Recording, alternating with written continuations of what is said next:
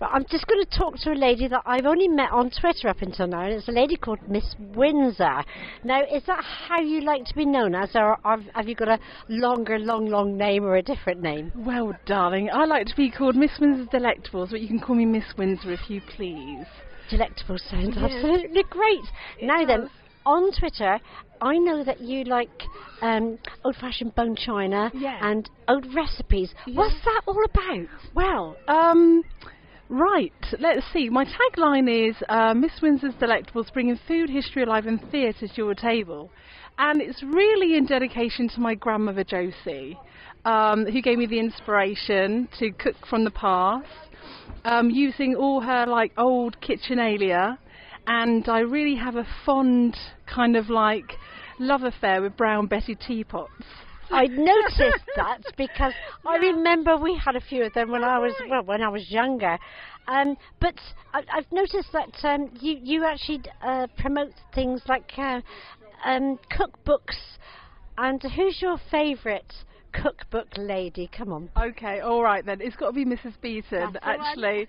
That is it. But you know what? Doing my research, I was quite surprised to find out that she only ever developed one recipe out of the thousands that she printed. They were all everybody else's, weren't they? That's right, they were. And quite shockingly, it was just a soup recipe made with ox tongue, and none of the others were anything to do with her fair hands. But I do remember Mrs. Beaton's cookbooks, and my grandmother had one. Mind you, she never used to follow it. She used to look at it and say, yeah, I can do that. Yeah, that's right, yeah. So, so what I do, I revive recipes from the past and give them a little bit of a Miss Windsor spin. And also, anything to do with food history, like afternoon teas. It can be local produce, for example, Miles tea. I would do reviews, but I'll do it all. I would actually write it in a theatrical, elaborate style, humorous. You know, it's a bit of the girl next door, a bit naughty as well. And I hope you can all join me to get to know Miss Windsor a little bit better. Yeah, I think I've got to know you quite a lot over the last few months, actually, by following your Twitter site, because I find it fascinating. Oh, really? And you know, especially as you said with the Mr. Miles teas, that you were actually taste testing them. That's right. But can I ask you, what's your favourite tea blend? What's your real favourite? Okay, since I've been introduced to Mr. Miles tea, which is actually via Paul from Word Gets Around, at the tea shop in Taunton, I'm quite fond of Smuggler's Gold. Really? That sounds really interesting. It's a bit naughty, really, isn't it? It sounds a bit naughty, Smuggler's Gold. But I also really do adore, and I found this one the other day, Countess Grey from Fortnum Mason, and it is really beautiful.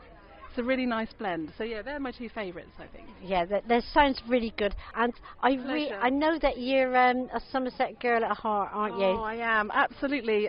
West Country lass, Somerset girl. My grandmother was born and bred in Clevedon, born in the same house as her as her mother, and she died in that house too. That's my favourite place on earth. But I was brought up just at the outskirts of Bristol. So I would say I'm a Bristolian come West Country Somerset girl who now resides in London, but my heart is here, absolutely.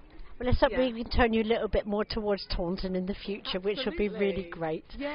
It's been fabulous meeting you, you're welcome. And hopefully it won't be too long before we can catch up again. Absolutely, that's right. I'm going to do a write-up about my experience at Lydeard? How do you say it? Lydeard, Somerset Day celebrations, the foodie type thing. Fabulous. So Miles, Foulstones, and a couple of other stores that are here.